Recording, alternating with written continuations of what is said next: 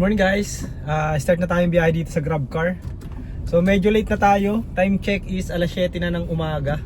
So hindi tayo nakapag-alarm ngayon, late tayo makabiyahe. So tingnan natin kung magkano tayo ngayong maghapon. Sana ma-hit natin yung daily target natin para kahit pa paano makabawi tayo. Kaya natin kitain yung target natin. So pinasukan na pala ako ng booking. Dito lang yung sa Linear Makati, dito sa Mayakal. Papunta ito ng Taguig. Ang fare is 367 pesos. Punta na nga ako dun sa pickup location. Update ako mamaya pag na-drop na natin si passenger. Hi guys, dito ay McKinley. Pinasukan na tayo ng booking agad. So medyo mabilis ngayon kasi rush hour.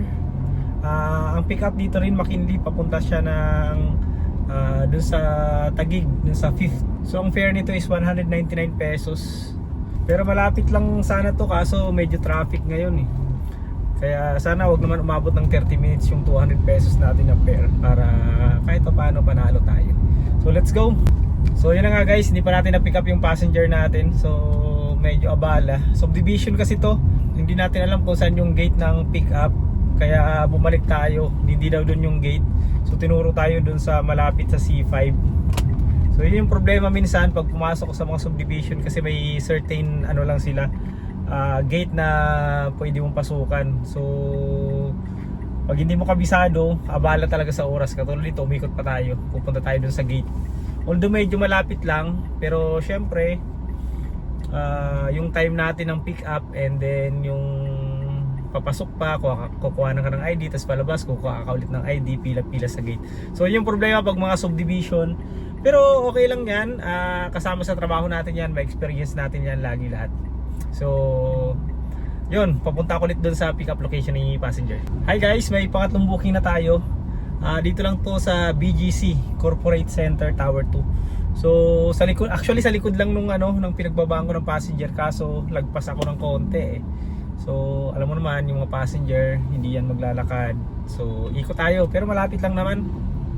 Ang baba nito is Buendia sa terminal. Ang fare is 308 pesos. So let's go. Pick upin ko lang yung passenger natin. Hi guys, meron na tayong pang-apat na booking. Ang pick up dito lang din malapit sa pinag-dropan ko. Nag-drop kasi ako dito sa may jackliner. Ang pick up naman dito dito sa may Adventist Medical Center. So papunta to ng Sampaloc, Manila. Ang fare nito is 200 plus eh, 225 pesos. So let's go, pick upin ko lang yung passenger natin. Hi guys, meron tayong sumunod na booking. So 2 drop siya, pero mababa lang, 108 pesos. Pero dito lang din sa may Sampaloc, pick up and then drop, dito lang din malapit. Pero parang mababa yung 108 pesos eh. Minsan talo talaga yung minsan talo talaga yung 2 drops dito sa sa Grab.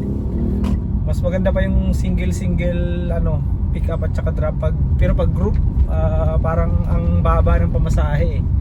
So pero syempre bawal tayo mag-cancel kaya pick upin natin.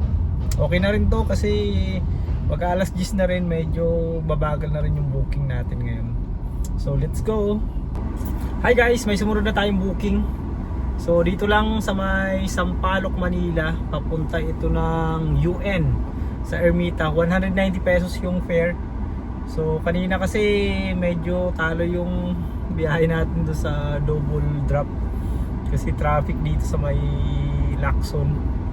Pero okay na ito, sana mabilis natin matid. And then kain muna tayo kasi medyo nagugutom na tayo. May kainan kasi akong malapit doon. So kain muna tayo tapos bakbak ulit. Kahit mga 30 minutes na lunch lang. Tapos bakbak tayo ulit. So let's go, pick upin ko lang yung passenger natin. Hi guys, nahatid na natin yung passenger natin dito sa may UN. So lunch muna tayo para may energy pa tayo mamaya.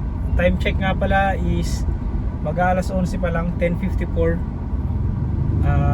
Nakaka 1,400 pesos na tayo. So from 7 hanggang 11. So nasa 4 hours na tayong bumibiyahe and meron na nga tayong 1,400 pesos. So lunch muna and then update ko kayo mamaya pag start natin ulit pagbiyahe. Hi guys, kakatapos na natin kumain. So start na ulit tayo, bukas tayo ng ating app. Sana pusukan tayo agad. Ano Dito pa rin ako malapit sa may PGH. Dito lang yan sa may Faura. Time check is alas 12 na. Nakaka 1:04 pa rin tayo.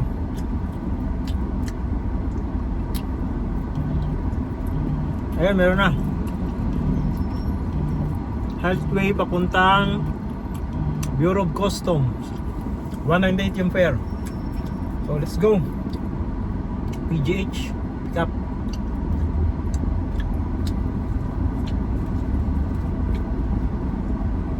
Let's go. Hi guys. Natin na natin yung passenger natin dito sa Port International Port to, dito sa ano, sa MI City. Ang problema, pinasukan din tayo ng booking dito. Kaso nagpapantay. Saglit lang daw. Mga 3 minutes na ako nag-aantay dito. Pero antayin lang natin, papunta naman to ng ano, ng sa may seaside, sa may MOA. Ang fare nito is 246. Sayang din kasi to eh. So antayin lang natin si passenger and then batch na tayo. Grabe traffic dito, lalaki ng truck. Hirap. Pero okay na yan. Basta may passenger tayo. Hi guys. Dito tayo ngayon sa PITX. Kanina yung sa may Bureau of Customs na nagpantay sa atin. Sobrang tagal, hindi na natin naantay. So kinancel na. Actually okay lang naman mag-cancel pag gano'n kasi 5 minutes waiting lang tayo. Siya kasi mga 10 minutes na hindi pa rin bumababa. So kinancel na lang natin. Okay lang yun kasi mabibigyan naman tayo ng 50 pesos na ano, bigay ni Grab pagka gano'n kinancel. Tapos yun, meron din pumasok na booking doon din papunta rito sa PITX. Ang fare is 326 pesos. So medyo malaki-laki. Kaya dito ako ngayon sa PITX. So far wala pang pumapasok na booking. Antay-antay ako dito. Kung wala, diretso ko ng MOA. Possible makakuha tayo kahit malalapit lang doon. Pero at least mabilis natin mahatid. So update ko kayo mamaya pag meron tayo ulit booking. Hi guys, pinasukan na tayo dito. Dito na sa MOA tayo pinasukan. Dito sa may K-line. Malapit lang to, papuntang MOA din. So ang fare nito is 92 pesos. So mababa lang pero ayos na. Kasi medyo matagal pumasok ng booking. Alas 2 na kasi ng hapon ngayon. So mas maganda na yung meron tayong booking habang nag-aantay ng oras na dumating yung alas 4. Kasi mamaya alas 4 malakas na yung booking. So let's go, pick upin ko na yung passenger natin. Hi guys! Kanina pagbaba na ang passenger natin sa MOA. So pinasukan din tayo ng booking doon sa MOA. Papunta lang ng shore from MOA. Maliit lang ang fare, nasa 80 plus lang, 82 pesos yata. Tapos ngayon wala na masyadong pumapasok na booking. So mga ano na, 10 minutes na akong umiikot, wala pa rin, hindi pa rin ako pinapasukan sa MOA. Tapos ito na nga ako sa World Trade sa may Buendia. Wala pa din. So sana pasukan na rin tayo maya ng konti. Update ako ulit pag meron na. Hi guys, nandito tayo ngayon sa Makati. Harap tayo ng booking dito. Kanina pinasukan tayo ng booking sa may Pasay na, Buendia. Yung malapit sa Cartimar. Pupunta rito sa embassy dito sa may Salcedo. Ang fare niya is 97 pesos lang. So maliliit nung pumapasok sa atin ngayon. And then ngayon nga pinasukan tayo ulit ng booking. Dito lang din to. Makati papuntang Olympia. So ang fare nito is 129 pesos. Papunta lang ng Olympia. So pick upin ko lang, tapos update ako mamaya ng konti. Update guys, time check is 3:18 na ng hapon. Andito tayo ngayon sa may Circuit Makati. Kakababa lang ng passenger natin. So hanap tayo ulit pasahero dito. Kanina pinasukan tayo ng booking galing dun sa may Salcedo papunta rito. 129 yung fare. Tapos andito tayo ngayon. Abang-abang ulit. Medyo mabagal talaga ang pasok ngayon mula kanina. Bumagal na siya mga alauna. So lalakas na naman ito maya maya mga alas 4 na hapon. So dyan na muna kayo. Update ako ulit mamaya. Ayun, pinasukan tayo ulit ng booking dito sa Circuit Makati. Papunta lang ito ng Santa Ana. Kaso ang baba, 80 pesos lang. Goods na yan habang wala pang booking. Tara, pick upin ko lang yung passenger natin. Yan na guys, pinasukan na tayo ulit ng booking. Kanina medyo maliliit lang yung binibigay sa atin. Ngayon medyo malaki-laki. Kaso binondo naman to. 168 galing dito sa may Santa Ana, papuntang 168 Mall. Ang fare nito is 264 pesos. So sana hindi tayo ma-traffic, sana 30 minutes or less than mahatid natin. Pag hindi, talo na tayo. So bawi na lang tayo mamaya. So let's go. Hi guys, update lang. Kakababa lang passenger natin dito sa may 168 Mall. So pinasukan tayo ng booking papuntang Las Piñas, Almansa Uno. Ang fare nito ang laki, 1,000 plus 1,020 pesos. Sana isang oras lang natin mahatid. Oras at kalahati, okay na, panalo to. Kaso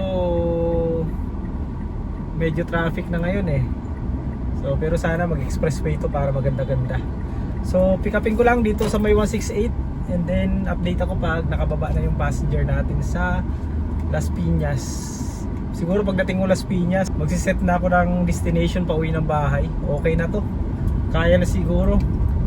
Ma-reach na natin yung quota natin. So update ko kayo pag nababa ko na yung passenger natin. Hi guys, update lang. Time check is alas 6 na ng gabi. Andito tayo ngayon sa SM South Mall. So dito malapit, hinatid natin yung passenger natin. Maganda yung maganda yung fare dun sa nakuha natin kanina. 1,020 yung fare galing ng 168 Mall papunta rito sa likod lang ng SM South Mall. So nag-skyway pa kami. 1.5 hours bago kunatin. So panalo yung yung fare na yun. Maganda-ganda. Sana makakuha pa tayo. Actually nag-set na ako ng destination papunta ng bahay, pauwi. Kasi kahit pa paano okay na yung income natin. So mas maganda rin maaga tayo makauwi.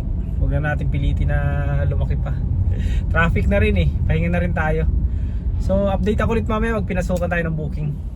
Hi guys, time check is 8:30 na ng gabi. So kanina pagbaba ng passenger natin sa may Las Piñas, hindi tayo masyado pinasukan ng booking. Nag-set tayo ng may destination pa uwi ng bahay. So tagal natin bumiyahe, walang pumasok na booking.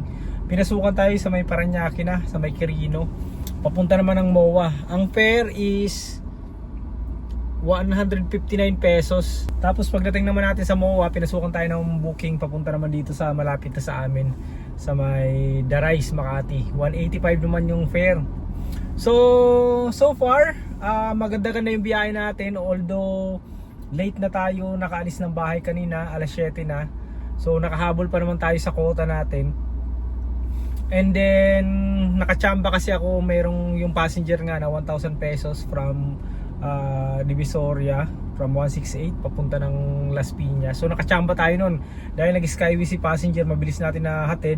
So instant 1,020 pesos para sa isang oras kalahati na biyahe. So maganda-ganda yung biyahe natin ngayon dahil malalaki yung binibigay sa ating booking. Ngayon nga naka 17 bookings lang ako. So bali yung oras na kinonsume natin sa araw na to, nag-start tayo ng alas 7 ng umaga and ngayon nga is 8:30 na ng gabi. So bali nasa 13.5 hours yung naubos nating oras ngayong araw na to. Pero syempre may isang oras tayong break dyan, nung lunch break. So isang oras tayo nagpahinga. So bali 12.5 hours yung naubos natin sa araw na to. Pero dyan naman sa 12.5 hours, kung hindi lang ako nag-set ng destination, siguro mga 11 hours or mga kanina pa siguro mga alas 7 tapos na tayo, or mga 7:30 tapos na yung target income natin. So nag-set lang kasi ako ng may destination kanina kaya medyo matagal yung booking. So far ang kinita natin para sa araw na to ay umabot ng 4,106 pesos. So dyan sa 4,100 niyan, syempre gross pa lang yan, alam nyo naman. So ang nabawas pa lang dyan yung commission ni Grab, and yun lang, ibabawas pa natin dyan yung gas and syempre yung panghulog na sasakyan. So sa gas, nagpagas tayo ng 1,500 pesos pero marami pang tira. So more or less nasa 1,200 pesos lang yung gas natin. And syempre bawas natin yung sasakyan natin na 1,000. So malaki-laki na rin yung 1,000 na binabawas natin. So although sobra-sobra na yun, syempre kasama na dyan yung pang maintenance natin. So overall meron tayong malinis na siguro nasa 1,900 pesos. So yun yung malinis na maiuwi natin. Bawas na yung gas, bawas na yung panghulog ng sasakyan. So not bad for 12 hours, 13 hours na biyahe. And take note, late na tayo nakabiyahe kanina. Tapos kasi tanghali na tayo gumising kahapon. Ang biyahe ko, maaga ko bumiyahe kahapon, mga alas 4 ako umalis kahapon. Pero yung kinita ko ganoon din, nasa 4,300.